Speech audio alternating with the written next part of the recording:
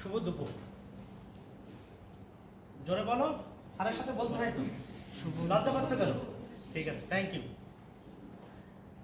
সর্বপ্রথম আমার পরিচয় জানা দরকার, তোমরা যারা আছো, যে স্যার তোমাদের সামনে দাঁড়িয়ে আছেন, তার পরিচয়, কোন বিসিএস, বাসা কোথায়, কোথায় পড়াশোনা করছে, তাই না? একটু জানলে ভালো হয়।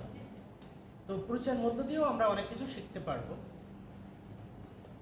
নানা রঙের ফুলের মেলা, খেজুর গুড়ের যশোর জেলার কপোতক্ষ বিধৌত মহাকবি মাইকেল মধুসূদনের স্মৃতি বিজড়িত মনোজ বসু, ধ্রাস ভট্টাচার্য, মানকুমারী বসু, চারুচন্দ্র ঘোষ, আবু সরাব, হিজবুল কাদের সাদেক এর তীর্থভূমির নিবাসী আমি। আমার নাম আব্দুর রহিম কৌশিক। কেমন? পড়াশোনা করেছি প্রাচ্যের অক্সফোর্ড খ্যাত ঢাকা বিশ্ববিদ্যালয়। 36তম বিসিএসের মাধ্যমে বিসিএস সাধারণ শিক্ষা ক্যাডারে আমি যোগদান করি। বর্তমানে সরকারি ব্রজলাল কলেজে আমি কর্মরত আছি। আমার পরিচয়ের মধ্য দিয়ে তোমরা অবগত হয়েছ যে আমার বাড়ি হলো কেশবপুর উপজেলায়, তাই না? ঠিক আছে, আমরা প্রত্যেকটি বিষয় সুন্দর এবং সাবলীলভাবে কিন্তু শিখতে পারব। যাই হোক, আজকের এই পাই ক্লাবে আমাকে নিমন্ত্রণ করার জন্য তোমাদের সঙ্গে সুখপাঠ্য এই যোগসূত্রের জন্য অনিশেষ মুক্ততা এবং কৃতজ্ঞতা প্রকাশ করছি। এখন আমরা টপিকে চলে যাব, কেমন? ওকে, আমরা এখন প্রাচীন বাংলার যে ইতিহাস, সেই ইতিহাস আমরা জানব। প্রাচীন বাংলার ইতিহাস যদি আমাদের জানতে হয়, আগে জানতে হবে আমাদের নৃতাত্ত্বিক পরিচয়, বাঙালি জাতিগোষ্ঠী, তার নৃতাত্ত্বিক পরিচয় জানব। বাঙালি জাতিগোষ্ঠীকে প্রধানত দুই ভাগে ভাগ করা হয়েছে। কয় ভাগে? দুই ভাগে। তাহলে আমরা লিখব বাঙালি জাতিগোষ্ঠীকে, বাঙালি জাতিগোষ্ঠী কয় ভাগে? দুই ভাগে। এক, ত্রাকার্য,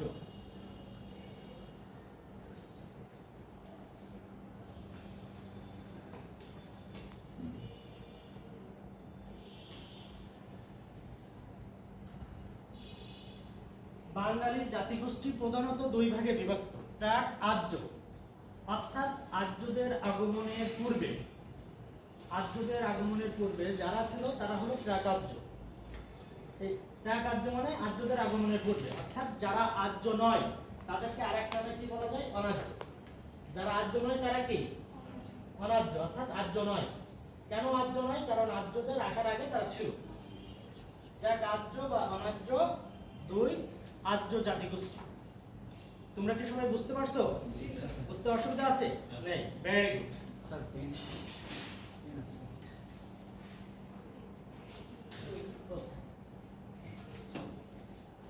থ্যাংক ইউ। আমার কিন্তু পড়ানোর স্টাইল আলাদা। তুমি আমাকে পেন বলবে না, ধরো সাথে সাথে রিলেভেন্ট আমরা অনেক কিছু শিখে যাবো। তোমার মুখ থেকে প্রশ্ন বের হবে।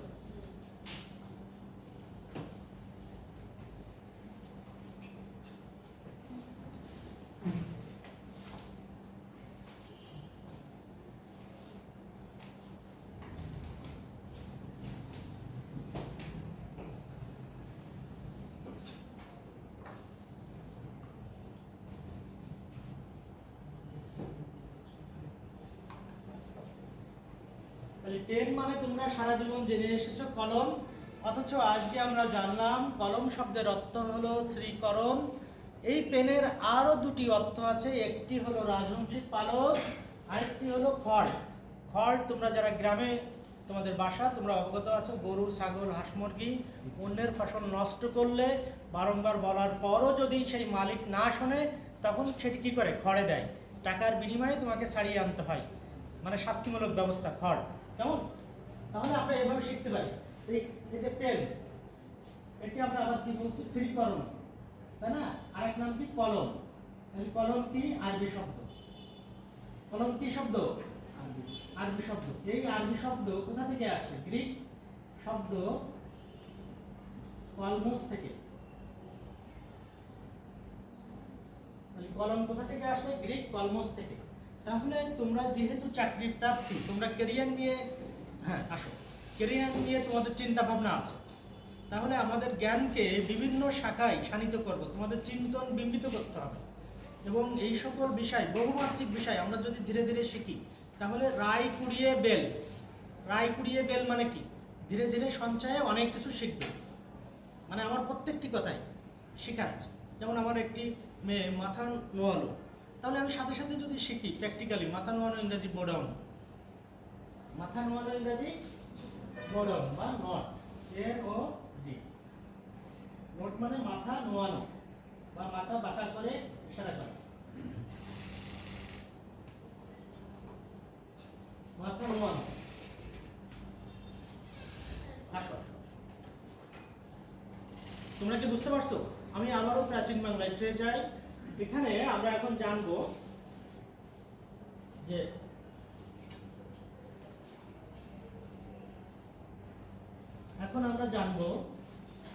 আমাদের এখানে তার কার্য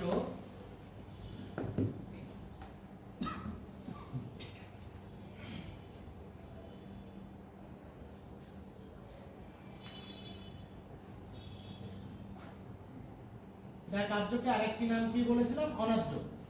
অনার্য এজন্য আর্যদের আগমনের পূর্বে ছিল। আমরা প্রাক আর্য বা অনার্য জাতিগোষ্ঠীকে আবার 4 ভাগে ভাগ করছি। কয় ভাগে? 4 ভাগে।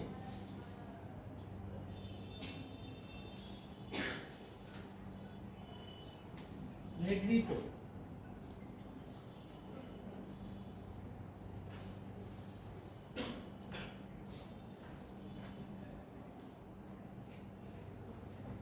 নেগ্রিটো, অস্ট্রিক,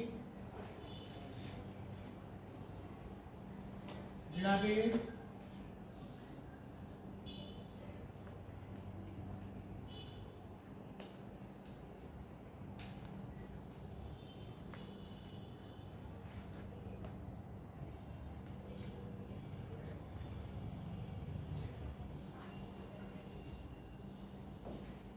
তাহলে আমরা জানলাম প্রাক আর্য বা অনার্য জাতিগোষ্ঠী 4 ভাগে বিভক্ত। নেগ্রিটো, অস্ট্রিক, দ্রাবিড়, ভোটচিনীয় বা মঙ্গোলয়েড। তাহলে প্রাক আর্য জাতিগোষ্ঠী কয় ভাগে বিভক্ত? জোরে বলো তো। 4 ভাগে। কি কি? ভোটচিনীয়। Thank you very much. তাহলে আমরা এই 4টি যে ভাগ আমরা এখন জানব। কেমন? নেগ্রিটো জাতিগোষ্ঠী কোথা থেকে আসছে? নেগ্রিটো জাতিগোষ্ঠী মূলত আফ্রিকা মহাদেশ থেকে আগমন করছে।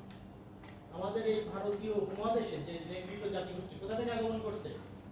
আফ্রিকা অঞ্চল থেকে। এরপরে আমরা জানবো অস্ট্রিক। আমাদের পরীক্ষায় মূলত প্রশ্ন আসে অস্ট্রিক, দ্রাবিড় আর ভোটচিনীয়। বাঙালি জাতি আমরা লিখব, বাঙালি জাতি প্রধানত গড়ে উঠেছে অস্ট্রিক জাতিগোষ্ঠী থেকে। বাঙালি জাতি প্রধানত গড়ে উঠেছে অস্ট্রিক জাতিগোষ্ঠী থেকে।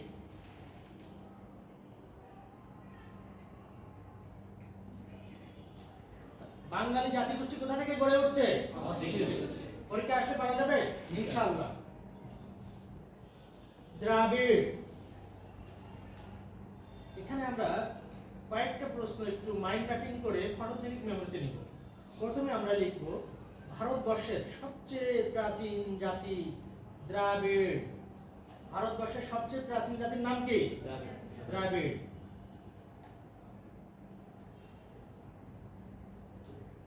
হ্যাঁ, তোমরা কি লিখতে পারছো? Very good. আমি কি তারপর বলবো? ওকে। দ্রাবিড় জাতিগোষ্ঠী দক্ষিণ ভারতে দেখতে পাওয়া যায়। দক্ষিণ ভারতে বেশিরভাগ জনগোষ্ঠী কোন জাতিগোষ্ঠীর অন্তর্ভুক্ত? দ্রাবিড়। তাহলে আমরা লিখব দক্ষিণ ভারতের বেশিরভাগ জনগোষ্ঠী দ্রাবিড় জাতিগোষ্ঠীর অন্তর্ভুক্ত।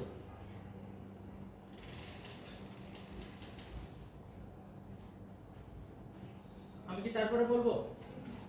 তোমাদেরকে এখন না লিখে মাইন্ড ম্যাপিং করে তোমাদের একটি বিষয় অবগত করব। দক্ষিণ ভারত কেন, উত্তর ভারত কেন? আশা করি তোমাদের শুনে মনে থাকবে। দক্ষিণ ভারত এবং উত্তর ভারত কেন? দক্ষিণ ভারত এবং উত্তর ভারত মূলত বিভাজন করছে বিন্ধ্যা পর্বত। বিন্ধ্যা পর্বতের উত্তরের অংশ উত্তর ভারত উত্তর ভারতের আরেকটি নাম হলো আর্যাবর্ত। বিন্ধ্য পর্বতের দক্ষিণের অংশ দক্ষিণ ভারত। দক্ষিণ ভারতকে আমরা দাক্ষিণাত্য বলি, ইংরেজিতে ডেক্কান বলি। তাহলে আমরা শিখলাম যে উত্তর ভারত এবং দক্ষিণ ভারত কেন? বিন্ধ্য পর্বতের উত্তরের অংশ উত্তর ভারত, দক্ষিণের অংশ দক্ষিণ ভারত। তাহলে আমরা প্রাণবন্তভাবে শিখতেই পারি যে ভারত কেন স্যার? সূর্যবংশীয় রাজা ছিলেন রাজা দুষ্মন্ত, এবং তার স্ত্রী শকুন্তলার পুত্র ছিল ভরত। ভরতের নাম অনুযায়ী ভারত। তাহলে তোমাদের মনে সহজভাবে আরেকটি প্রশ্ন চলে আসে, স্যার ভারত তো আমরা জানলাম, তাহলে স্যার ইন্ডিয়া কেন? তাহলে ইন্ডিয়া কেন এটা আমরা একটু জানবো। আশা করি তোমরা শোনার পরে তোমাদের ভালো লাগবে। তোমরা অবগত আছো সিন্ধু নদী, আছো কি না? সিন্ধু, আমরা জানি সিন্ধু নদী এই জন্য যে সিন্ধু সভ্যতার কথা আমরা জেনেছি, রাইট? এই সিন্ধু সভ্য যেটা, এই সিন্ধু শব্দটির অর্থ হলো ইন্ডাস। সিন্ধুকে ইংরেজিতে বলে কি? ইন্ডাস। মজার ব্যাপার হলো এই ইন্ডাস ভ্যালি নামে একটি উপত্যকা আছে, ইন্ডাস ভ্যালি। তাহলে উপত্যকা কি? উপত্যকা হলো দুটি পর্বতের মাঝে সমতল ভূমি। দুটি পর্বতের মাঝে সমতল ভূমি উপত্যকা নামে পরিচিত। এই ইন্ডাস ভ্যালি থেকে ইন্ডিয়া নামকরণ করা হয়েছে। তাহলে আমরা জানলাম ইন্ডাস ভ্যালি থেকে ইন্ডিয়া নামকরণ করা হয়েছে। তোমরা কি বুঝতে পারছো? তাহলে ইন্ডাস ভ্যালি থেকে কি? ইন্ডিয়া। ইন্ডাস ভ্যালি থেকে ইন্ডিয়া। আমি সংক্ষেপে বললাম, বিস্তারিত না বলে, তোমাদের বোধগম্য করার জন্য। এরপরে আমরা তাহলে শিখব দ্রাবিড়। আমরা জানলাম ভারতবর্ষের সবচেয়ে প্রাচীন জাতি দ্রাবিড় জাতিগোষ্ঠী দেখতে পাওয়া যায় দক্ষিণ ভারতে। এরপরে আমরা জানবো ভোটচিনীয় বা মঙ্গলয়েড। এই ভোটচিনীয় বা মঙ্গলয়েড বাংলাদেশের বেশিরভাগ উপজাতি, বাংলাদেশের বেশিরভাগ উপজাতি চাকমা, মারমা, ত্রিপুরা, এই উপজাতি কোন জাতিগোষ্ঠীর অন্তর্ভুক্ত? ভোটচিনীয় বা মঙ্গলয়েড জাতিগোষ্ঠীর অন্তর্ভুক্ত। তাহলে আমরা কি জানলাম? বাংলাদেশের বেশিরভাগ উপজাতি কোন জাতিগোষ্ঠীর অন্তর্ভুক্ত? ভোটচিনীয় বা মঙ্গলয়েড। ভোটচিনীয় বা মঙ্গলয়েড, মনে থাকবে? ভোটচিনীয় বা মঙ্গলয়েড। আমার পড়ানোর স্টাইল কিন্তু একটু আলাদা। এই ধরো পানি হাতে নিছি, সাথে সাথে পানি নিয়ে আমরা 20-30টা প্রশ্ন শিখে যাব। তোমাদের আমি চিন্তন বিম্বিত করতে চাই। আমি এসে এখানে পড়িয়ে চলে যাব, তোমরাও চলে যাবে, কিছু থাকবে না, কিন্তু তোমাদের চিন্তার জগৎকে আমি শানিত করতে চাই। কিভাবে স্যার? কিভাবে? আমি তোমাদের শিক্ষক, আমি শিক্ষা বা পাঠদান করছি। তাহলে শিক্ষা শব্দ কোথা থেকে আসছে? শ্বাস ধাতু থেকে। শ্বাস যে ধাতুটি, এর অর্থ কি? শাসন করা, লালন করা, ধারণ করা, পালন করা। তোমাদের মধ্যে যে সুপ্ত প্রতিভা আছে সেটি বিকশিত করা, প্রস্ফুটিত করা, তোমাদের চিন্তার জগৎকে প্রসারিত করা এবং মৌলিক মানবিক মানুষ হিসেবে তোমাদের গড়ে তোলা। কারণ আমি চাইলে বাংলাদেশ বিষয়গুলি পড়িয়ে চলে যেতে পারতাম, পানি নিয়ে যে প্রশ্ন সেটি তোমাদের নাও বলতে পারতাম। আমি জাস্ট তোমাদের মাইন্ড ম্যাপিং করে শিক্ষণ পদ্ধতিটা বলছি। আমি বারংবার বলব, পানি হিন্দি শব্দ, এটা আমরা জানি, দন্ত নৈরস্যি, রাইট? যদি পয়াকার মধ্য নৈরস্যি হয় তখন হয়ে যাবে হাত, আকার রসিকার থাকবে না, হয়ে যাবে দীর্ঘিকার পর্ণি, তখন হয়ে যাবে গাছ। কথা বুঝতে পারছো? পরীক্ষায় এই জাতীয় প্রশ্ন আসে। তাহলে স্যার পানি নিয়ে যদি আমরা বিজ্ঞানও শিখতে পারি, D2O ভারী পানি, H2O মানে আমরা স্বাভাবিক পানি, তাই না? নর্মাল পানি। এরপরে আসো পানি নিয়ে দিবস আছে। কি আছে বলো তো? দিবস 22 মার্চ। কি দিবস? পানি দিবস। এভাবে আমরা বহুমাত্রিক জ্ঞান আহরণ করতে পারি। পানি নিয়ে 3টি যুদ্ধ আছে। 1526 খ্রিস্টাব্দে পানিপথের প্রথম যুদ্ধ জহিরুদ্দিন মোহাম্মদ বাবরের সঙ্গে লোদি বংশের সর্বশেষ শাসক ইব্রাহিম লোদির মধ্যে সংঘটিত হয়েছিল। এই যুদ্ধের মধ্য দিয়ে মুঘল সাম্রাজ্য প্রতিষ্ঠিত করেছিলেন জহিরুদ্দিন মোহাম্মদ বাবর। তাহলে পানিপথ জায়গাটি কোথায় স্যার? এই জায়গা তো এখনো আছে। পানিপথ জায়গাটি কোথায়? ভারতের উত্তরপ্রদেশের হরিয়ানা রাজ্যে। উত্তরপ্রদেশের হরিয়ানা রাজ্যে পানিপথ নামক জায়গাটি আছে। তাহলে পানিপথের কয়টি যুদ্ধ ছিল স্যার? 3টি। প্রথম যুদ্ধ আমরা জানলাম, দ্বিতীয় যুদ্ধ 1556, তৃতীয় যুদ্ধ 1761। তাহলে কি তোমরা বুঝতে পারছো অনেক কিছু শেখার আছে। এরপরে আসো আমরা আবার আমাদের ফিরে যাই। আমরা এখানে জানলাম ভোট্টনীয় বা মঙ্গোলয়েড জাতিগোষ্ঠী থেকে বাংলাদেশের বেশিরভাগ উপজাতি বা নৃতাত্ত্বিক গোষ্ঠী উৎপত্তি লাভ করছে। আমরা উপজাতি বলি, উপজাতিরা তাদেরকে আদিবাসী বলতে পছন্দ করে। কি বলতে পছন্দ করে? আদিবাসী। তাহলে সঙ্গে সঙ্গে আমরা এখানে সংবিধানও শিখতে পারি। কিভাবে স্যার? এই উপজাতি বা ক্ষুদ্র নৃগোষ্ঠী বা আদিবাসী এদের সম্পর্কে সংবিধানে কোথায় বলা আছে? গণপ্রজাতন্ত্রী বাংলাদেশের সংবিধানের মোট অনুচ্ছেদ আছে 153টি। কেমন? ভাগ আছে 11টি। ভাগ আছে কতটি? 11টি। এই 11টি ভাগকে আমরা কি বলতে পারি? অধ্যায়, স্বর্গ। এই স্বর্গ বানান কেমন হবে? দন্ত স গ উপরে রেট। এর মধ্যে আমরা জানি দ্বিতীয় ভাগ। কোন ভাগ?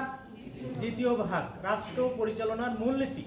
এই দ্বিতীয় ভাগের শিরোনাম রাষ্ট্র পরিচালনার মূলনীতি।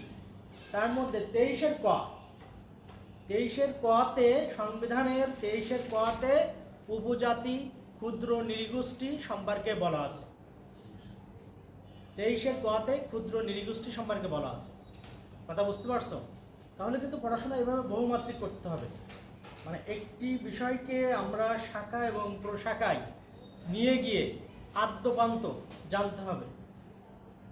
তবে ইতিবাচক বিষয় হলো তোমরা অনেক আগে থেকে এই সুন্দর চিন্তা করছো। একটি পরিশীলিত পরিমিতি বোধ তোমাদের মধ্যে তৈরি হওয়ার কারণে আজকে পাই ক্যারিয়ার ক্লাবে তোমরা আছো। এটা কিন্তু ভালো। সবাই যখন আড্ডা দিচ্ছে তখন তোমরা আড্ডা না দিয়ে তোমরা স্বপ্নচারী একদল তারুণ্যের প্রতিচ্ছবি। তোমরা এই বিএল কলেজ তোমাদের একসময় চিনবে। কিভাবে চিনবে? তোমাদের সুন্দর ক্যারিয়ার যখন হবে তখন এই প্রতিষ্ঠান তোমাদের দ্বারা সম্মানিত হবে, গর্ব অনুভব করবে। এবং এই ধারাবাহিকতা রাখতে হবে এবং প্রজাতন্ত্রের প্রথম শ্রেণীর নাগরিক হিসাবে তোমাদেরকে প্রতিষ্ঠিত করতে হবে। সরকারি চাকরিতে 20টি গ্রেড আছে। কয়টা গ্রেড আছে? 20 গ্রেডের মধ্যে নবম গ্রেড হলো প্রথম শ্রেণীর। কেমন? 20 গ্রেডের মধ্যে নবম গ্রেড প্রথম শ্রেণী, দশম গ্রেড দ্বিতীয়, 11 গ্রেড ও দ্বিতীয়ের মধ্যে পড়ে অনেকাংশে। বাদ বাকি গ্রেডগুলো তৃতীয় এবং চতুর্থ। 15তম গ্রেড পর্যন্ত তোমার তৃতীয় গ্রেড, এরপরে চতুর্থ গ্রেড। তো আমি চাই তোমরা নবম এবং দশম গ্রেডের মধ্যে সীমাবদ্ধ থাকবে। তোমাদের চিন্তা ভাবনা সবসময় থাকবে ইতিবাচক, পজিটিভ। যাই হোক, আমরা এখান থেকে চলে আসি। এরপরে আমরা লিখবো আর্য।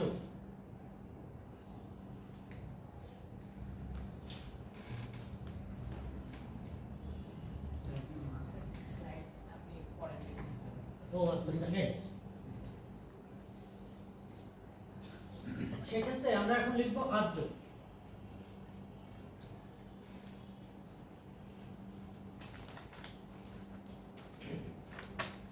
আর্য শব্দের অর্থ সম্মানিত ব্যক্তি বা সৎ বংশজাত।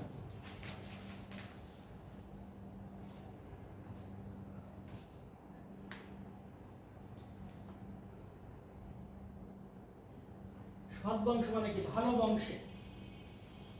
আর্য শব্দের অর্থ সৎ বংশজাত বা সম্মানিত ব্যক্তি। তাহলে আর্য শব্দের অর্থ কি? সম্মানিত ব্যক্তি বা সৎ বংশজাত। Very good. এরপরে আসো আর্যদের আদি নিবাস। আর্যদের আদি নিবাস ইউরাল পর্বতের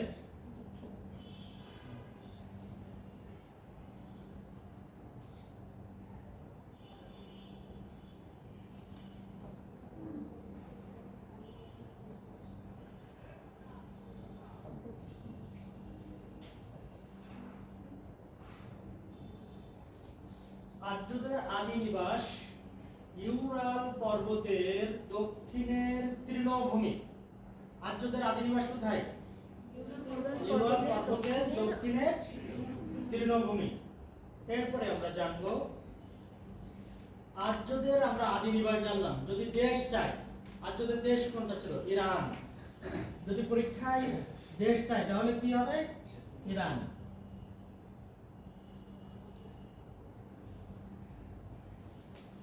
তাহলে আর্যদের দেশ কোথায়?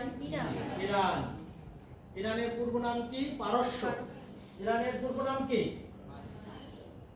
পারস্য। তোমরা এখানে একটু শিখে রাখতে পারো, এই পারস্য থেকে ইরান নাম হয় 1935 সালে। তাহলে পারস্য কত সালে ইরান নামে পরিচিত লাভ করে? 1935। ইরান কিছুদিন আগে আলোচনায় ছিল নাকি? ইরান এবং মার্কিন যুক্তরাষ্ট্রের মধ্যে যে সংঘাত বা যুদ্ধ, এই যুদ্ধ আলোচনায় ছিল না? তা আমরা ইরান বলি, কিন্তু ইরানের পূর্ব নাম কি? পারস্য। আর পারস্য নামটি কত সালে ইরান হয়? 1935 সালে। কত সালে? 1935 সালে।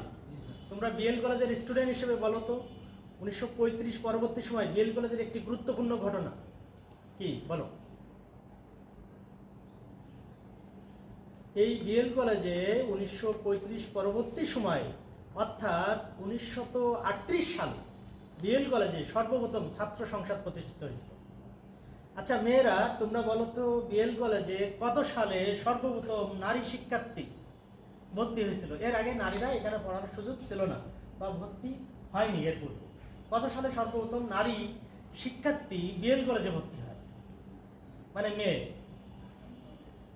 আচ্ছা আমি বলি, 1955 সাল পর্যন্ত কোনো নারী শিক্ষার্থী ছিল না। 1956 সালে সর্বপ্রথম নারী শিক্ষার্থী ভর্তি হয়। প্রথম যিনি নারী শিক্ষার্থী ছিলেন তার নাম হোসনে আরা। কেমন? তোমাদের আমি এই বিষয়গুলো কেন বলি, তোমাদের ভাইবার বহুমাত্রিক বিষয় থাকে। প্রথমে তুমি যে সাবজেক্টে পড়ছো সেই সাবজেক্ট সম্পর্কে জানতে হবে, তুমি যে প্রতিষ্ঠানে পড়াশোনা করছো সেই প্রতিষ্ঠান সম্পর্কে তোমাকে জানতে হবে। কেমন? তোমার যে জেলায় বাড়ি, যে এলাকায় বাড়ি, সেই এলাকা সম্পর্কে তোমাকে জানতে হবে। তোমার নিজ জেলার বিখ্যাত ব্যক্তি যে কোনো অ্যাঙ্গেলে হতে পারে, শিল্পী, গায়ক, কবি ইত্যাদি ইত্যাদি, ঐতিহাসিক জানতে হবে। সর্বোপরি তোমার নিজের নাম সংক্রান্ত যে প্রশ্ন সেটিও তোমার জানতে হবে। আমি কি বোঝাতে পারছি? এই জন্য আমরা বহুমাত্রিক জ্ঞানের চর্চা করব। পাই ক্যারিয়ার ক্লাব বহুমাত্রিক জ্ঞান অনুশীলন করব। এখানে একটি বিষয় কিন্তু সীমাবদ্ধ নয়, নাকি? ঠিক আছে, এরপরে আসো। আর্যরা ভারতীয় উপমহাদেশে কখন আগমন করেছিল? নেক্সটকালে ভালো হবে নাকি? ও সরি সরি, স্লাইড ঠিক, আমি তো ওইভাবে লিখছি না। পারবা? তাহলে তো অন্য টপিকে না যাওয়াই ভালো নাকি? সমস্যা আছে, আপনি যেভাবে পারেন। আচ্ছা, এরপরে লেখো 1500 খ্রিস্টাব্দে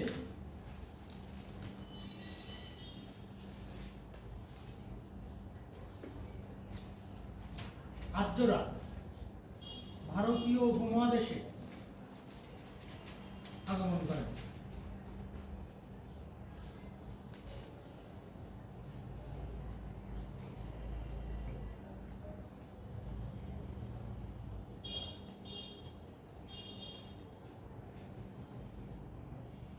খ্রিস্টাব্দে মানে কি? খ্রিস্টপূর্ব কিন্তু, হ্যাঁ, অব্দে বললে মানে পুরোপুরি বোঝা যায়। 1500 খ্রিস্টপূর্বে আর্যরা ভারতীয় উপমহাদেশে আগমন করে। প্রশ্ন হলো, কোন জায়গা দিয়ে তারা ভারতীয় উপমহাদেশে আসে? আফগানিস্তানের খাইবার গিরিপথ দিয়ে। আর্যরা কোন জায়গা দিয়ে ভারতীয় উপমহাদেশে প্রবেশ করেছিল? আফগানিস্তানের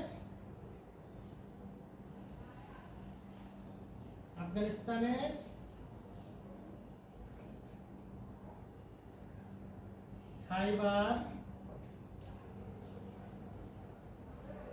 গিরিপথ দিয়ে ভারতীয় উপমহাদেশে আগমন করেছিল। বিসিএস পরীক্ষার বাই বাই প্রশ্ন থাকতো যে আর্যরা ভারতীয় উপমহাদেশে এসেছিলেন কোন পথ দিয়ে? আফগানিস্তানের খাইবার গিরিপথ দিয়ে। খাইবার গিরিপথ দিয়ে, আফগানিস্তানের খাইবার গিরিপথ দিয়ে ভারতীয় উপমহাদেশে আগমন করেছে। কেমন? এরপরে আসো, এই আর্যরা ভারতীয় উপমহাদেশে যখন আগমন করলো, করে মোটামুটি এই আর্যদের একটা শক্ত অবস্থান হয়েছিল। এই আর্যরা যখন আসলো, আসার পরে তাদের যে পবিত্র গ্রন্থ, সেই গ্রন্থের নাম ছিল কি? বেদ। তাহলে আর্যদের ধর্মগ্রন্থের নাম কি? আর্যদের ধর্মগ্রন্থ বেদ। বেদ হলো 4 প্রকার। বেদ কয় প্রকার? 4 প্রকার। ঋগ্বেদ, ঋক, সাম, যজু, অর্থব।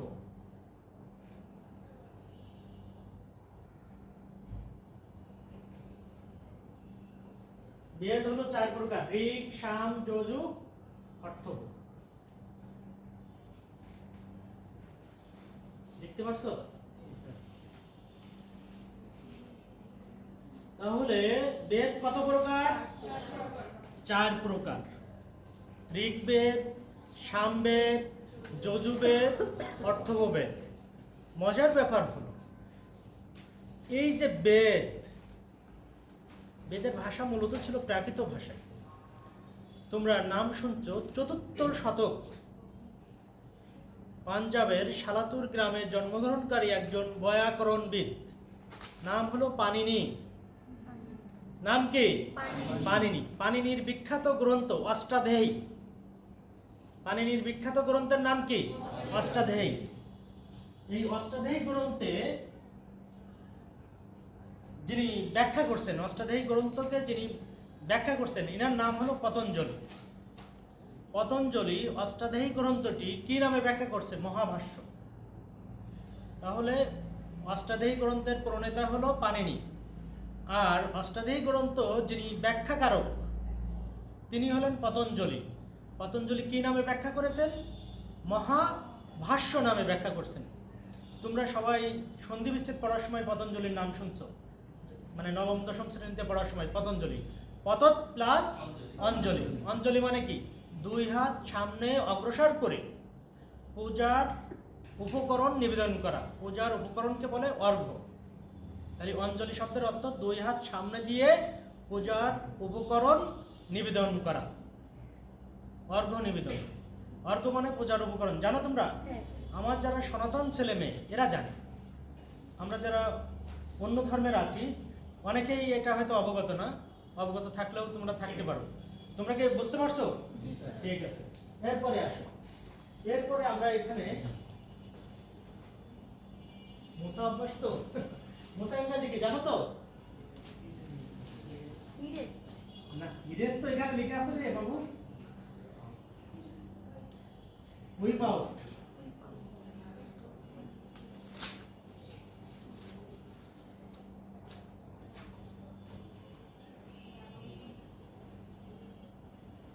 ইফেক্টস 3টার অর্থই হলো মুছে ফেলা।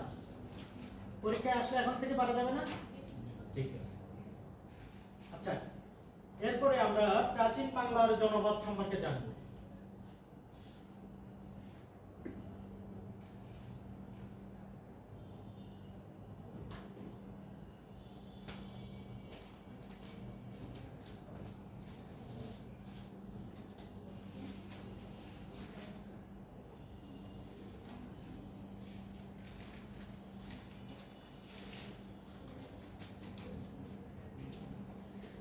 প্রাচীন বাংলায় 16টি জনপদের উল্লেখ পাওয়া যায়। প্রাচীন বাংলায় 16টি জনপদের উল্লেখ পাওয়া যায়। কয়টি জনপদের উল্লেখ পাওয়া যায়? 16টি জনপদের উল্লেখ পাওয়া যায়। এই 16টি জনপদকে আমরা আবার বলি ষোড়শ জনপদ। 16টি জনপদকে আমরা কি বলি? ষোড়শ জনপদ। আমি কি বলবো? বঙ্গ,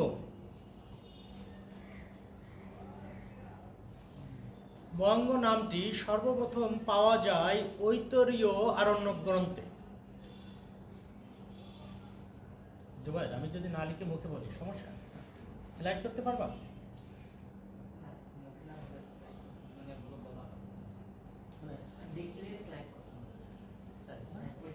তাহলে তো পুরো লিখতে হবে।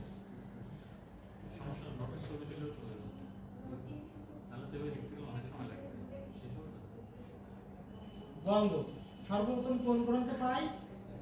ঋগ্বেদের ঐতরীয়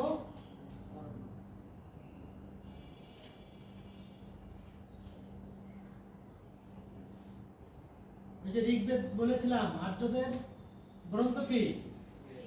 বেদ। বেদ হলো 4 প্রকার, এই সেই ঋগ্বেদের, ঐতরীয়, আরণ্যক অংশে। তাহলে বঙ্গ নামটি সর্বপ্রথম পাওয়া যায় ঋগ্বেদের, ঐতরীয়, আরণ্যক গ্রন্থে। কেমন? বঙ্গ বলতে প্রাচীনকালে বোঝাতো ঢাকা,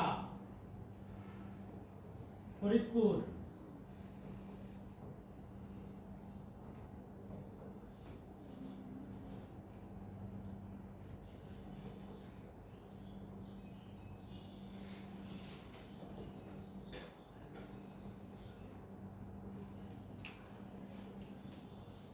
প্রাচীনকালে বঙ্গ বলতে ঢাকা, ফরিদপুর, যশোর, পটুয়াখালী।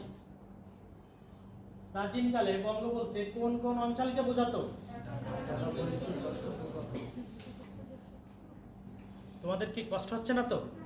শোনো, স্বপ্ন দেখতে হবে, জীবনকে জীবনের কাছে বিসর্জন দিতে হবে। কেমন? তাহলে ভালো কিছু হবে। আমি এর আগে যশোরে ছিলাম, ওখানকার আমার কিন্তু রাষ্ট্রবিজ্ঞানের এক মেয়ে, সে বিসিএস প্রশাসন ক্যাডার পেয়েছে, কাস্টমস, অ্যাসিস্ট্যান্ট রেভিনিউ অফিসার, খাদ্য, বিসিএসে অন্যান্য ক্যাডারও তারা গিয়েছে অডিটে। শুধু স্বপ্ন ছিল। আমরা যারা শিক্ষক, আমরা তোমাদের গাইডলাইন দিতে পারি, কিন্তু বেশিরভাগ সময় কিন্তু তোমাদেরকে পড়াশোনার মধ্যে থাকতে হবে। মানে তোমার সব সময় একটি চেইন অফ কমান্ডের মধ্যে থাকতে হবে, পড়ার মধ্যে থাকতে হবে। তুমি বাসায় শুয়ে আসো, সেখান থেকেও তুমি বসে বসে মোবাইল দেখছো, সেখানে শিক্ষামূলক ভিডিও দেখতে হবে, যেখান থেকে তোমার উপকার আছে। কথা বোঝো নাই? ধরো আমি সাথে সাথে মোবাইল বললাম, এখান থেকে 10টা প্রশ্ন তোমাকে শিখতে হবে। কিভাবে জুবায়ের মোবাইল কেন নাম হয়েছে বলো? মোবাইলের নাম কেন? মোবাইল সারাদিন নিয়ে ঘুরে বেড়াও, অথচ তোমরা জানো না। কেমন করে হবে?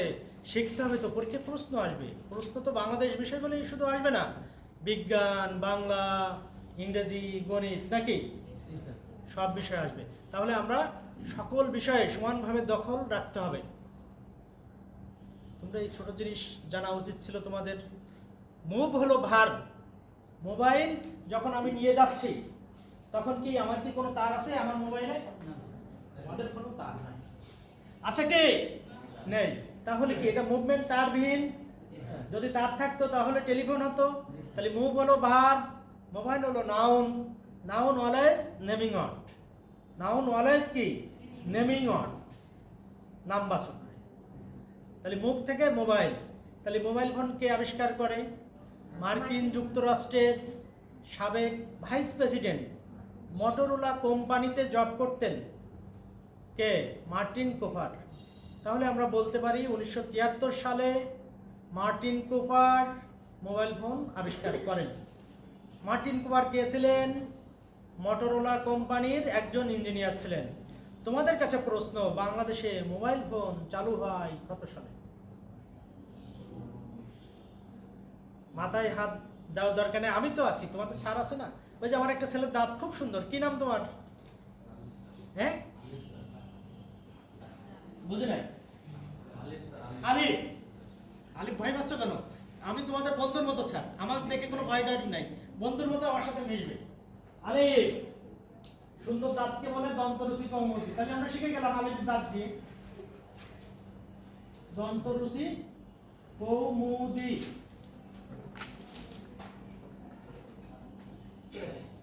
কি আলিফ, মনে মনে খুশি হয়েছিস?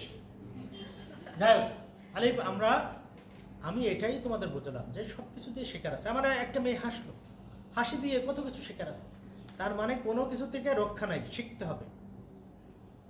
হাসি দিবস 6 অক্টোবর। নাইট্রাস অক্সাইড স্বয়ংক্রিয়ভাবে হাসি, কেমিস্ট্রি ভাষায় বলে লাফিং গ্যাস বা নাইট্রাস অক্সাইড, রাইট? তাহলে আমরা শিখলাম হাসি দিয়ে চিত্রকর্ম শেখা যাবে, হাসি দিয়ে সাহিত্য শেখা যাবে। কৃতদাসের হাসি, লেখককে Shawkat Osman, thank you very much. কৃতদাসের হাসির বিষয়বস্তু কি?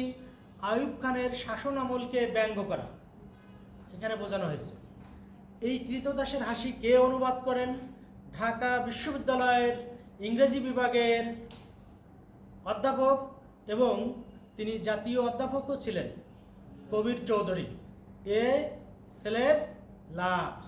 তাহলে স্যার হাসি দিয়ে আমরা চিত্রকর্ম কিভাবে শিখব?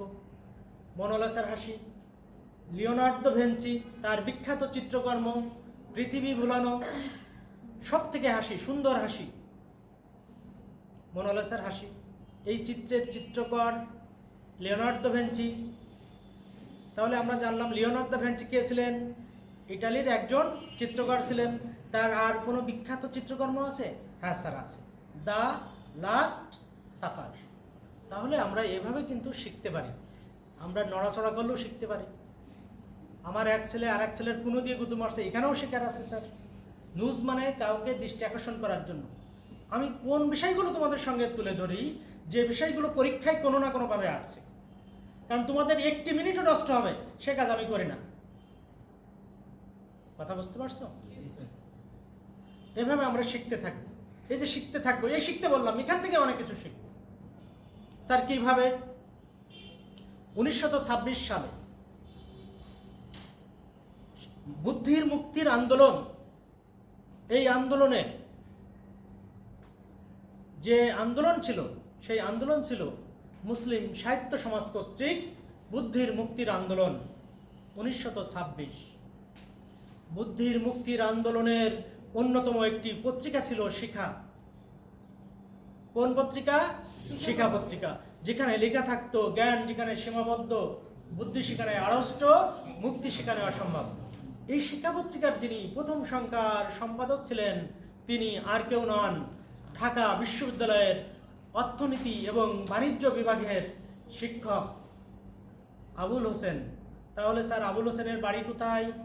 আবুল হোসেনের বাড়ি ওই যে আমি সুন্দর করে প্রত্যেকটি জেলার একটি করে ব্র্যান্ডিং নাম আছে আমার পরিচয়ে, যেমন করে আমি বলেছিলাম নানা রঙের ফুলের মেলা, খেজুরগুড়ের যশোর জেলা। এই খেজুরগুড়ের যশোর জেলার জিগরগাছা উপজেলার গদখালি পানিসারা নামক গ্রামে এই আবুল হোসেন স্যারের বাড়ি। তাহলে দেখো একটি প্রশ্ন দিয়ে কত কিছু আমরা শিখলাম। ব্র্যান্ডিং নাম, তোমার বাড়ি কোথায়? সাতক্ষীরা। তাহলে বাংলাদেশের প্রত্যেকটি জেলার একটি করে ব্র্যান্ডিং নাম আছে। সাতক্ষীরার ব্র্যান্ডিং নাম কি? তোমরা যেটা বলছো সেটা তো পূর্ব নাম হলো না। জোবায়ের, তার বাড়ি হলো শ্যামনগর, তাই না? জোবায়ের পারলে খুশি হতাম, অসুবিধা নেই, আমি আছি তো। তোমরা জুনিয়র স্কলার, আমি সিনিয়র স্কলার, তোমাদের কাছ থেকে আমিও অনেক কিছু শিখবো, তোমরাও আমার কাছ থেকে শিখবে। সাতক্ষীরার ব্র্যান্ডিং নাম, সাতক্ষীরার আকর্ষণ সড়ক পথে সুন্দরবন। সাতক্ষীরার আকর্ষণ সড়ক পথে সুন্দরবন। স্যার তাহলে খুলনার ব্র্যান্ডিং নাম কি? যে খুলনায় আছে মনে মনে বলছে, তা খুলনার একটু বলেন। বাঘের গর্জন সমৃদ্ধি অর্জন, বাঘের গর্জন সমৃদ্ধি অর্জন। স্যার তা বাগেরহাটের দু একজন থাকতে পারে, স্যার বাগেরহাটের একটু বললে ভালো হতো। The gateway of Sundarban. Jessore তো গেল। ঝিনাইদহের নাম কি স্যার? কলা আর পান ঝিনাইদহের প্রাণ। স্যার কুষ্টিয়ার কি? মানুষ ভজলে সোনার মানুষ হবি। স্যার পাশে চুয়াডাঙ্গা আছে, চুয়াডাঙ্গার নাম কি? The famous for black Bengal goat. প্রত্যেকটাই শিক্ষণীয় আছে, প্রত্যেকটা জেলার একটা করে ব্র্যান্ডিং নাম আছে। তাহলে স্যার ব্র্যান্ডিং নাম কি? ওই জেলার বিখ্যাত ব্যক্তি, নতুবা কোনো বিখ্যাত উৎপাদিত পণ্য, অথবা কোনো শিল্প, তার কর্ম, সাহিত্য ইত্যাদি ইত্যাদি। কথা বুঝতে পারছো? উদাহরণ দিলাম, যেমন কুষ্টিয়া গ্রেড, বিশ্ববাজারে ছাগলের চামড়া। তোমরা নাম শুনেছো, বিসিএস পরীক্ষায় অনেকবার আসছে। কুষ্টিয়া গ্রেড নাম শুনছো? ছাগল, বিলাসিনী ছাগলের চামড়া। আমার এক ছাত্র বলেছে, ও হলো ভালো মেয়ে, ও না জেনে বলবে কেন? আমি জানি ও না জেনে কেন বলবে। যাই হোক, এই কুষ্টিয়া যে একসময় কি ছিল? মহকুমা ছিল চুয়াডাঙ্গা। তাহলে স্যার মহকুমা কি? মহকুমা আরবি শব্দ। এই কয়েকদিন আগে পরীক্ষা হলো, সেখানে পরীক্ষায় প্রশ্ন আসছে মহকুমা শব্দ কোন ভাষার? আরবি শব্দ। মহকুমা কি স্যার? জেলার একটি প্রশাসনিক ইউনিট, জেলার একটি প্রশাসনিক ইউনিট। তাহলে বহুমাত্রিক জ্ঞান আছে। আমি জোবায়েরকে জিজ্ঞাসা করলাম, জোবায়ের তোমার বাড়ি কোথায়? বললো স্যার আমার শ্যামনগর। তাহলে স্যার শ্যামনগর কেন নাম হলো? প্রত্যেকটা জেলার নামকরণ আছে সুন্দর করে। কথা বুঝতে পারছো? কথা লাগছে নাকি? কথা লাগার কথা না। তাহলে শ্যামনগর কেন? শ্যামনগর হলো, ইতিহাস আবার বলতে হয়, প্রাচীন বাংলা ছাড়িয়ে মধ্য যুগে চলে আসতে হয়। মহামতি সম্রাট আকবর 1576 সালে বাংলা বিজয় করেন। বাংলা বিজয় করে মুঘলদের অধীনে বাংলা আসলো। তখন বাংলার নাম হলো সুবা বাংলা। সুবা মানে প্রদেশ। সুবার যিনি প্রধান হতেন তারকে বলতো সুবেদার। সুবার প্রধান হলো সুবেদার। এই সময়ে 12 ভূঁইয়ারা ছিল। 12 ভূঁইয়াদের রাজধানী ছিল সোনারগাঁও। সোনারগাঁও কেন্দ্রিক ছিল এশাখা। এশাখার পুত্র মুসাখা। ঠিক এই সময় 12 ভূঁইয়াদের যে জমিদার ছিল, 12 বা ততোধিক জমিদারকে বোঝাতে 12 ভূঁইয়া পরিভাষাটি ব্যবহার করা হতো। এই 12 ভূঁইয়াদের অন্যতম জমিদার রাজা গোপীনাথ। রাজা গোপীনাথের বাবার নাম বিক্রমাদিত্য। বিক্রমাদিত্যের আরেক নাম শ্রীহরি। এই বিক্রমাদিত্য বা শ্রীহরি তার পুত্র গোপীনাথ। গোপীনাথের উপাধি ছিল প্রতাপাদিত্য। এই প্রতাপাদিত্যের রাজধানী ছিল সাতক্ষীরা জেলার শ্যামনগর উপজেলার ধুমঘাট ঈশ্বরীপুর। তাহলে দেখো মজার ব্যাপার, এখানে দ্বন্দ্ব এবং দ্বৈরথ কোথায়? স্যার তাহলে শ্যামনগর নামকরণ তো পেলাম না। এই 12 ভূঁইয়াদের যে বিদ্রোহ ছিল এটা চলমান ছিল, যেহেতু রাজধানী ছিল সাতক্ষীরার শ্যামনগর উপজেলার ধুমঘাট। ঠিক ইসলাম খাঁ যিনি ঢাকাকে প্রথম রাজধানী করেন 1610 সালে, ইসলাম খাঁ তখন দমন করার জন্য আক্রমণ করছিলেন। আক্রমণ করতে এসে সামনে পরীক্ষা ছিল, তখন তিনি বলে উঠলেন শ্যামনী ঘোর, মানে সামনে ঘোর। শ্যামনী ঘোর থেকে মনে করা হয় শ্যামনগর। একটি জেলার কতকগুলো নামকরণের কারণ আছে, তার একটি বললাম, সবুজ শ্যামলে ভরা ছিল, এই জন্য নাম হয়েছে শ্যামনগর। কৃষ্ণের আর এক নাম হলো শ্যাম, সেখান থেকে মনে করা হয় শ্যামনগর। পাশে আছে দেবহাটা। দেব মানে কি? দেবদেবীর আতিথ্য ছিল, সেখানে পূজা অর্চনা হতো, সেখানে হাট বসতো। দেবহাটা। দেবহাটার একটা জায়গা আছে টাউন শ্রীপুর। টাউন শ্রীপুর ছিল অত্যন্ত সমৃদ্ধশালী এবং খুলনার আগেই টাউন শ্রীপুর তোমার পৌরসভা হয়েছিল। মজার ব্যাপার হলো এই টাউন শ্রীপুরের একজন বিখ্যাত ব্যক্তি নাম হলো ডাক্তার বিধানচন্দ্র রায়। ডাক্তার বিধানচন্দ্র রায়, তার বাড়ি ছিল এই দেবহাটা। সারা ভারতবর্ষের যিনি সেনাবাহিনীর প্রধান ছিলেন শঙ্কর রায় চৌধুরী, তারও বাড়ি ছিল এই দেবহাটা। দেবহাটার পাশ দিয়ে একটি নদী গেছে, নদীর নাম ইছামতি। ইছামতির ওই পারে আছে টাকি শহর। টাকি শহর কোথায় আছে? পশ্চিমবঙ্গের বসিরহাট। বসিরহাট কেন? বসুরহাট থেকে বসিরহাট। তোমাদের জানতে হবে, অনেক জ্ঞান জানতে হবে। আমার এক ছাত্র ঠোঁট দিয়ে গোতাচ্ছে। ঠোঁট দিয়ে গোতালে কি হবে রে শোনা? নিচের ঠোঁটের নাম হলো কি? অধর। উপরের ঠোঁটের নাম হলো উষ্ঠ। দুই ঠোঁট মিলে নাম হয়েছে চলিষ্ণু। অধর প্রান্তের হাসিকে বলে বক্রষ্টিকা। 17 শতকের কবি আলাউল কি বলছে জানো? আলাউল তার পদ্মাবতী কাব্যে পদ্মাবতীর ঠোঁট বর্ণনায়, আমি তার আগে একটু বলি, তাম্বুল মানে পান। পান খাইলে, আমার মা চাষিরা পান খাইলে ঠোঁট লাল হয়, কিন্তু এই আলাউল সে কিন্তু দেখছে না, ঠোঁটের পরশে পান লাল হয়, তাই তিনি বলেছেন তাম্বুল রাতুল হইল অধর পরশে। পদ্মাবতীর চুল অনেক সুন্দর ছিল। 35তম বিশেষ পরীক্ষার প্রশ্ন। আমি কিন্তু সজ্ঞানে তোমাদের কিন্তু বিসিএস পরীক্ষা বা চাকরির পরীক্ষার বাইরে কোনো কথা বলি না, যা বলি কোনো না কোনো অ্যাঙ্গেলে কাজে লাগবে।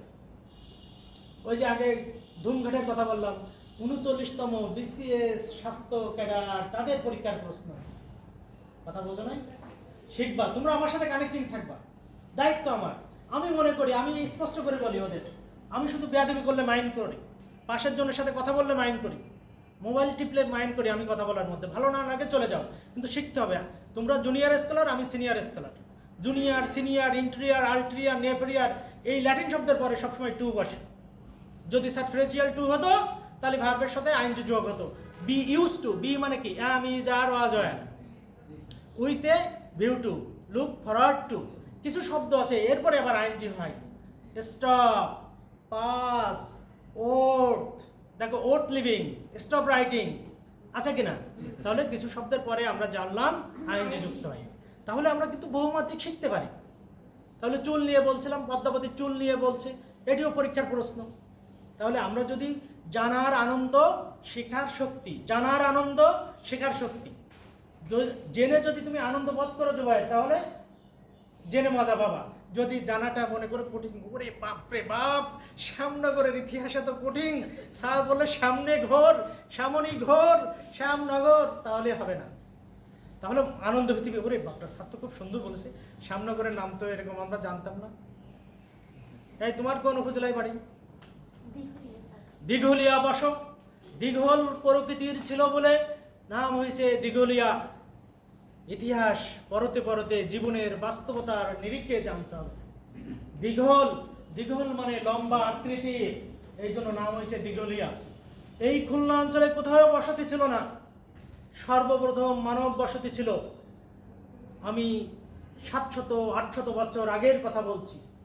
বসতি ছিল খুলনা অঞ্চলের সর্বপ্রথম দিঘলিয়ার সেনাটি।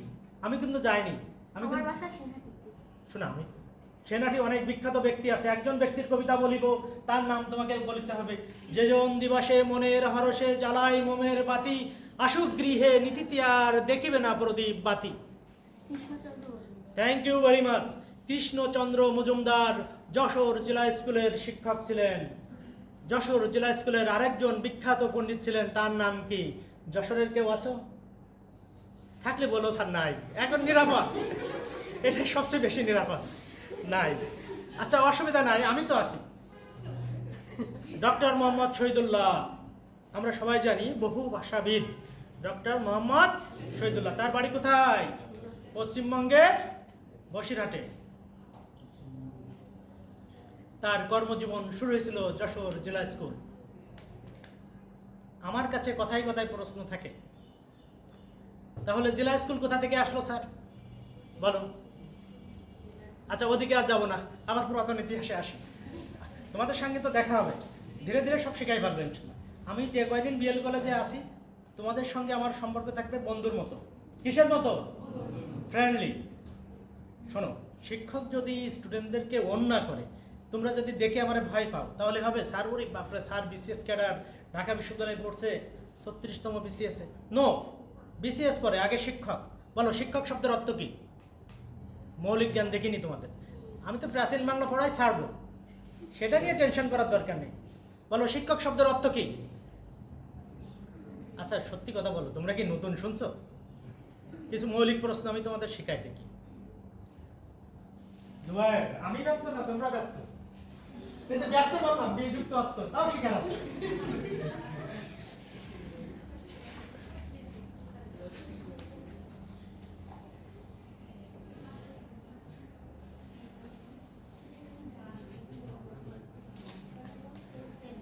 আমি যখন আগের কলেজে ছিলাম, আমার সিনিয়র কলিগরা বলতো কি, আমাদের আব্দুর রহিম হলো জানোয়ার। জানোয়ার মানে কি কয়, তুমি বেশি জানো তাহলে তুমি জানোয়ার। মজা করে বললাম, এই ভিডিওতে রেখে নেয় অংশ, ভিডিও যদি না হয় আরো ভালো। আচ্ছা যাই হোক, তোমরা জানো না এটা তোমাদের সীমাবদ্ধতা না, তোমাদের প্রাইমারি স্কুল। দেখো কথায় কথায় আমি কেন শেখাতে চাই জানো? আমি তো তোমাদের সিনিয়র, এই জন্য আমি চাই যে তোমরা বিষয়গুলো জেনে যাও, জেনে গেলে জীবনে কাজে লাগবে। প্রাইমারি স্কুলে পড়ছো না, তাহলে প্রাইমারি স্কুলকে কি বলে? প্রাথমিক বিদ্যালয়। Thank you. একে বলে এলিমেন্টারি, রুডিমেন্টারি। এলিমেন্টারি, রুডিমেন্টারি শব্দের অর্থ কি? প্রাইমারি। রুডিমেন্টারি নলেজ গ্রন্থকার ঈশ্বরচন্দ্র বিদ্যাসাগরের। তাহলে এই যে শিখে গেলাম, শিখতে, কিন্তু তোমাদেরকে শেখাটা আনন্দের সাথে হয়নি। আমিও তো স্কুলে পড়ছি, কলেজে পড়ছি, আমাদের সময় ছাত্র বলতো, ধরো এটা একটা বই, কৌশিক তুমি পড়ো, 1500 খ্রিস্টপূর্বে আর্যরা ভারতীয় উপমহাদেশে আগমন করে, আর্যরা আফগানিস্তানের খাইবার গিরিপথ দিয়ে আসে। পরের অংশ পড়ো, তোমার নাম কি? সানজিৎ। হ্যাঁ সানজিৎ, পরের অংশ পড়ো। এটা তো ভাই পড়া ছিল তোমাদেরকে ওই সময়, তোমরা ছিলে নরম কাদার মতো, তোমাদেরকে যে শেপ দেওয়া হতো সেই শেপ নিতে পারতে। তবুও তোমাদের এখন সময় চলে যায়নি, তোমাদের সাথে আমি আছি। তোমাদের সার্বিক সর্বাঙ্গীন মঙ্গল হোক, তোমরা কাঙ্ক্ষিত জায়গায় পৌঁছাবে, এটা আমি চাই। কেন চাই? আমার লাভটা কোথায়? মনে মনে তোমাদের প্রশ্ন, স্যার আপনারা তো আমরা টাকা পয়সা কিছু দিচ্ছেন, আপনার লাভ কোথায়? আমার লাভ আছে। আমার লাভ হলো আমি পৃথিবীতে থাকবো না, কিন্তু তোমরা থাকবা, তোমরা থাকবা। আমার ক্ষুদ্র জ্ঞান তোমাদের মধ্যে যখন প্রবিষ্ট হবে, তখন এই জ্ঞান তুমি বলবে না যে আমাদের স্যার এরকম ছিলেন, আব্দুর রহিম স্যার, ভালো হলে ভালো, খারাপ হলে খারাপ। আমি বলছি সঞ্জিত ভালো ছেলে, তোমার নাম কি? সালাউদ্দিন সাবাত। সালাউদ্দিন। বলো সালাউদ্দিন কেন বিখ্যাত? সালাউদ্দিন কেন বিখ্যাত? জুবায়ের বলো। জুবায়ের বলছে স্যার আপনার তো এনে মহাবিবাদে পড়ছে, আপনি আমার প্রতি চালাচ্ছেন কেন? শোনো, আমরা পড়াটা আনন্দের সাথে শিখবো, তোমরা বুঝতে পারছো? খ্রিস্টান এবং মুসলমানদের মধ্যে যুদ্ধ হয়েছিল, সেই যুদ্ধ হলো ক্রুশেড। ক্রুশেড হয়েছিল 1095 থেকে 1291, প্রায় 200 বছর। আর এর মধ্যে মুসলমানদের একজন বড় নেতা ছিলেন মামলুক সুলতান সালাউদ্দিন আইয়ুবী, আইয়ুবী বংশের প্রতিষ্ঠাতা যিনি ছিলেন। এই সালাউদ্দিন আইয়ুবী শুধু একজন বীর যোদ্ধা ছিলেন না, পৃথিবীর যে মানবতার অন্যতম নিদর্শন ছিলেন। এই সালাউদ্দিন আইয়ুবী ফ্রান্সের আহত সৈনিকদের তিনি কি করেছিলেন? ছদ্মবেশে যে সেবা দিয়েছিলেন, চিকিৎসা দিয়েছিলেন, দিয়ে সুস্থ করে তুলেছিলেন। শত্রুকে সেবা শুশ্রূষার মাধ্যমে সুস্থ করেছিলেন। এই হলো সালাউদ্দিন আইয়ুবী, যিনি একজন ক্রুসেডার। অর্থাৎ ক্রুসেড মানে কি? ধর্মযুদ্ধ। তাহলে ক্রুসেড কোথা থেকে আসছে? ক্রস থেকে। ক্রস কোথা থেকে আসছে? খ্রিস্টানদের যে ক্রস থাকে দেখবা বুকে ব্যবহার করে, এই ক্রস ব্যবহার করে তারা যুদ্ধ করেছিল বলে ক্রস থেকে ক্রুসেড হয়ে গেল। ক্রুসেড ছিল মূলত ধর্মযুদ্ধ খ্রিস্টান এবং মুসলমানদের মধ্যে। কথা বুঝতে পারছো? এটাও শিখলাম, আন্তর্জাতিক পড়াই ফেললাম। কি বুঝলে? জেরুজালেমকে কেন্দ্র করে, জেরুজালেম 3টা ধর্মের পবিত্র জায়গা ছিল, মুসলমান, ইহুদি এবং খ্রিস্টান। মুসলমানদের অন্যতম সর্বশেষ নবী, প্রিয় নবী হযরত মুহাম্মদের স্মৃতি বিজড়িত। ঈসা এখানে জন্মগ্রহণ করেছিলেন কার গর্ভে? মাতা মেরি। মেরির আর এক নাম কি? মরিয়াম। মরিয়ামের এই সন্তান কি ছিল? অলৌকিকভাবে মরিয়াম অবিবাহিত ছিল, কিন্তু ঐশ্বরিক উপায়ে সে সন্তান লাভ করেছিল। তার নাম কি? যিশু। যিশু খ্রিস্ট, একে বলে জিসাস। এই যিশু খ্রিস্টের অনুসারীরা খ্রিস্টান ধর্মের। কথা বুঝতে পারছো? যাই হোক, আমরা চলে আসি সেই পতঞ্জলিতে। আমি ওখানে যে বিষয় বলছিলাম, পাণিনি অষ্টাধ্যায়ী গ্রন্থ লিখেছিলেন। এই অষ্টাধ্যায়ী গ্রন্থ যখন প্রণীত করেন, প্রাকৃত ভাষা সংস্কার করেছিলেন। প্রাকৃত ভাষা কি করেছিলেন? সংস্কার করেছিলেন। সংস্কার করে যে সূত্র প্রণয়ন করেছিলেন, সংস্কারকৃত ভাষাই হলো সংস্কৃত ভাষা। তাহলে পাণিনি কর্তৃক সংস্কারকৃত ভাষাই হলো সংস্কৃত ভাষা। তোমরা কি আগে জানতে? তাহলে সংস্কৃত কেন বলো? তোমাদের মনে আসেনি সংস্কৃত ডিপার্টমেন্ট আছে? সংস্কারকৃত এই জন্য হয়েছে সংস্কৃত। কি বুঝলে? সংস্কারকৃত। সংস্কৃত ভাষা কেন ওই অর্থে টিকে নাই? সংস্কৃত ভাষা মূলত টিকে আছে বিবাহ অনুষ্ঠানে, সনাতন পূজা অনুষ্ঠানে সীমাবদ্ধ। কারণ সংস্কৃত ভাষা অন্য কোনো ভাষা গ্রহণ করে আভিজাত্য বজায় রাখার জন্য অন্য কোনো ভাষা সংস্কৃত ভাষার মধ্যে নেই। যেমন আমরা বাংলা ভাষায় কথা বলি, আমি মনে হয় এখনো একটা বাংলা শব্দ বলি না, মানে আমারও মনে পড়ে না যে আমি তোমাদের এখানে ঢুকে বাংলা শব্দ বলছি। কোনো না কোনোভাবে আত্মীকৃত, কিন্তু এখন আমরা বাংলায় প্রমিত হয়ে গেছি। তোমাকে আমি বলেছিলাম ভালো, তোমাকে আমি নাম জিজ্ঞাসা করেছিলাম না ভদ্র, তাহলে বলো ভালো আর ভদ্র কি? প্রথম দিন তো চিন্তন বিম্বিত করে নিচ্ছি, মানে পড়তে হবে, আগ্রহ তৈরি করতে হবে। ভালো ভদ্রের কোনো পার্থক্য নাই স্যার, তাহলে পার্থক্যটা কোথায়? ভদ্র তৎসম, ভালো তদ্ভব, আর কোনো পার্থক্য নাই। মাঝে অর্ধ তদ্ভব আছে বা অর্ধ তৎসম আছে, অর্ধেক। তৎ মানে তাহার, সম মানে কি? সংস্কৃতের সমান। তাহার সমান মানে কি? সংস্কৃতের সমান। তৎসম শব্দের সমর্থক সংস্কৃত। এরপরে আসো, আমি এখানে ছিলাম বঙ্গ। তাহলে আমরা প্রাচীনকালে, হ্যাঁ শিক্ষক টিচার। তোমরা মানে সত্যি জানো না? আমি কি বলবো জুবাইর? অবশ্যই স্যার। তোমরা সত্যি জানো না? না স্যার।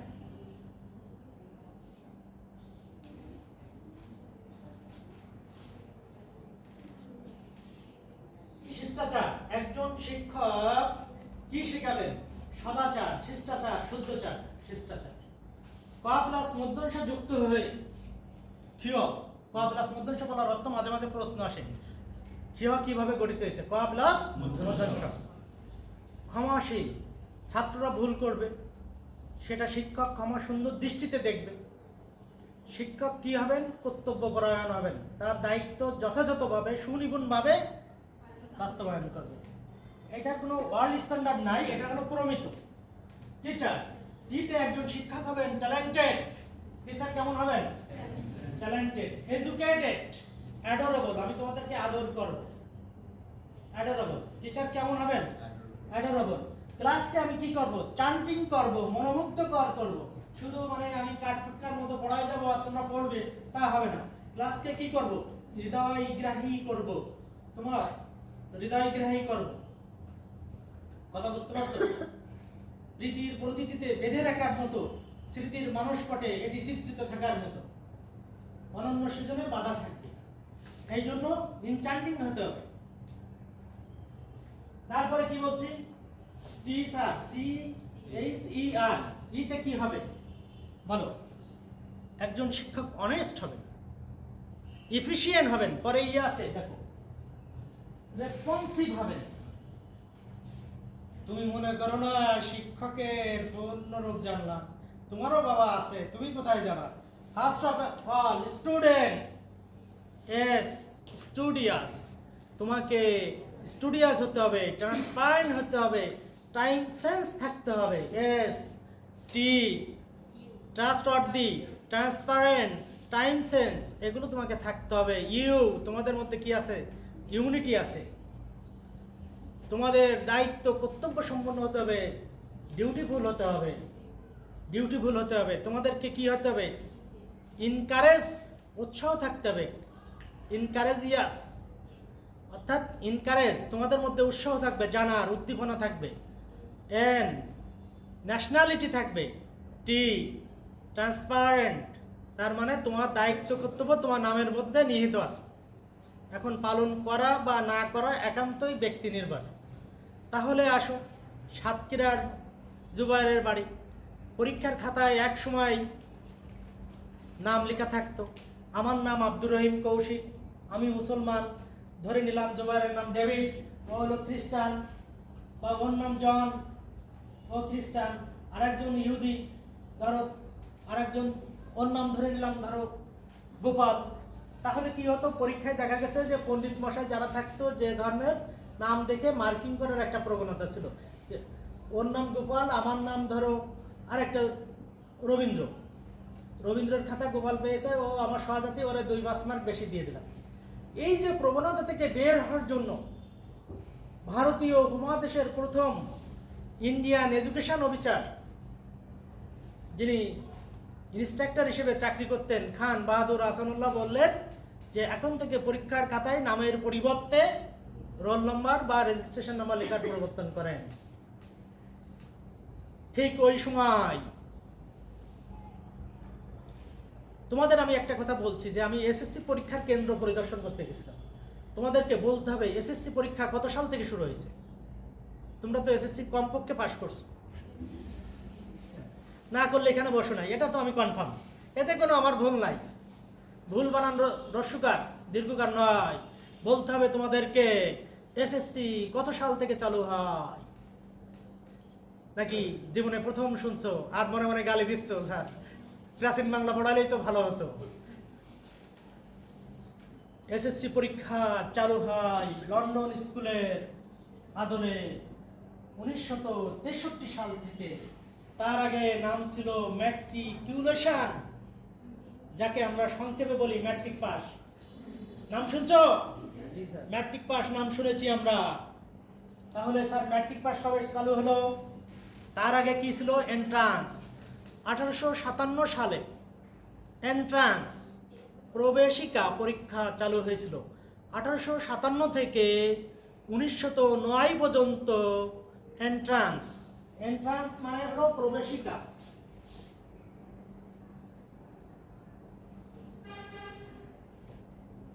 এন্ট্রান্স মানে প্রবেশিকা।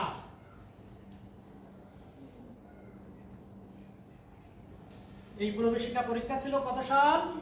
1857 থেকে 1909।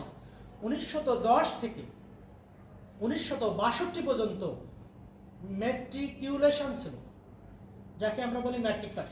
এই মেয়েরা শুনছো? আপনি তো স্মার্ট না, সারের দিকে তাকিয়ে থেকে লাভ নেই। তোমরা কি ম্যাট্রিক পাস শুনছো? শুনেছিস? জি স্যার। তাহলে ম্যাট্রিক কত সাল থেকে? 1910 থেকে 62। 9 পর্যন্ত কি ছিল? এন্ট্রান্স। এরপরে কি হলো? ম্যাট্রিকুলেশন, সংক্ষেপে ম্যাট্রিক। কত সাল? 1910 থেকে 1962।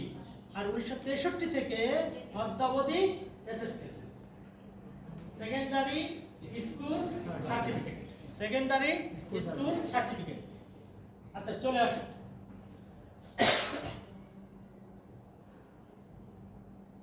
সেন আমলে বঙ্গ বলতে নাব্য এবং বিক্রমপুর বোঝাতো। এই 1 ঘন্টা হয়েছে নাকি? আমার কাছে তো ঘড়ি ঘন্টা কখনো আমি দেখি না। সেন আমলে বঙ্গ বলতে নাব্য ও বিক্রমপুর বোঝাতো। সেন আমলে বঙ্গ বলতে কি বোঝাতো? নাব্য ও বিক্রমপুর। সেন আমলে বঙ্গ বলতে বোঝাতো। কষ্ট হয়ে যাচ্ছে নাকি? আর কয় মিনিট আলোচনা করবো বলো? তোমাদের কষ্ট দেবো না। 15 মিনিট? ঠিক আছে, আমি বুঝি তোমাদের আগ্রহ আছে, কিন্তু তোমাদের সীমাবদ্ধতা আছে। আমাকে মাঝে মাঝে তুমি বলবা একটু সময় থাকলে। হ্যাঁ, অবশ্যই স্যার, ঠিক আছে। মাঝে মাঝে প্রায় সময়। বলে ওখানে শেখাতে হবে, দেখি এরা চাকরি কেন হয় না। তাহলে সেন আমলে বঙ্গ বলতে বোঝাতো নাব্য ও বিক্রমপুর। নাব্যের কোনো অস্তিত্ব পাওয়া যায়নি, কিন্তু বিক্রমপুরের অস্তিত্ব আজও আছে। তোমাদেরকে বলতে হবে বিক্রমপুর জায়গাটি বাংলাদেশে কোথায় আছে? ঢাকা। ভালো বলেছিস, কাছাকাছি গেছিস। মানে কানের পাইতে চলে গেছে মুন্সিগঞ্জ।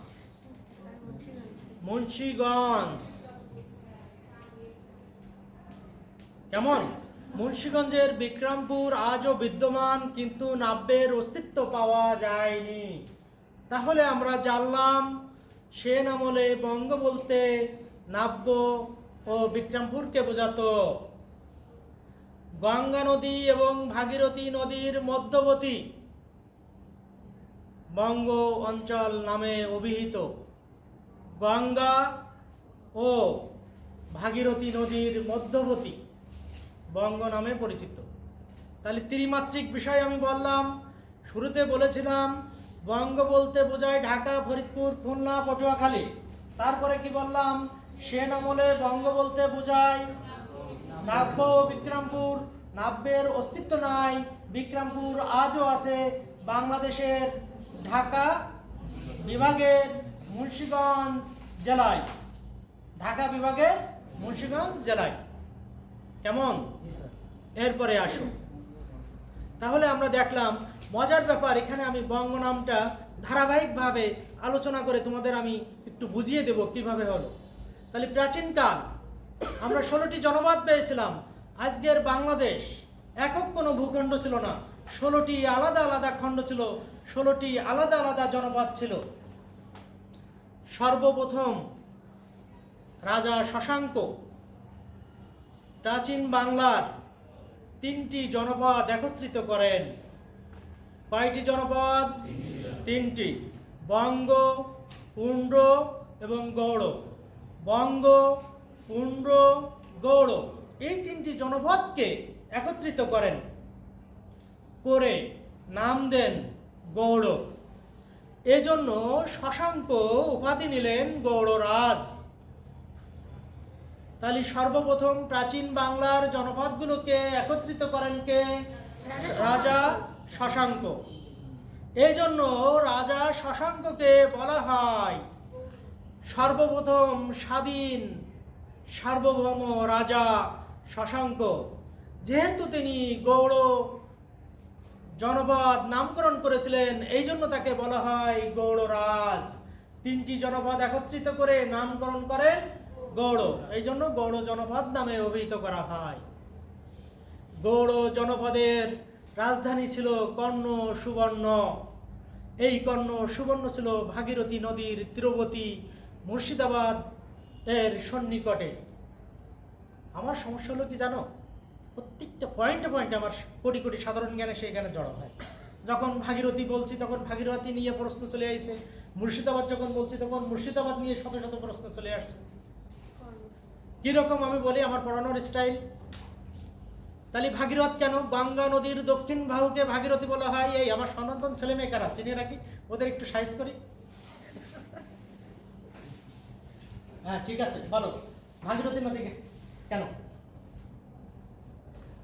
আরে আমি তো ছাত্র, লজ্জার কি আছে, বসো। কি নাম তোমার? শ্যামসুন্দর বিশ্বাস। হ্যাঁ, শ্যামসুন্দর বিশ্বাস। ভাগীরথী রাজা ভগীরথ গঙ্গায় পাপমোচন হবে বলে তিনি পুণ্য স্নান করেছিলেন, এই জন্য নদীর নাম হয়ে গেল ভাগীরথী নদী। ত্রিবেণী নদী কোথায়? এলাহাবাদের কাছে। এই ত্রিবেণী নদী কাকে বলে? গঙ্গা, যমুনা, সরস্বতী 3 নদীর মোহনা ত্রিবেণী। এখানে যদি মনে করা হয় সনাতন ধর্মের বিশ্বাস অনুযায়ী এখানে কেউ যদি পুণ্য স্নান করে, গঙ্গায় মানত করে, তাহলে সেটা পূরণ হয়। কথা বুঝতে পারছো?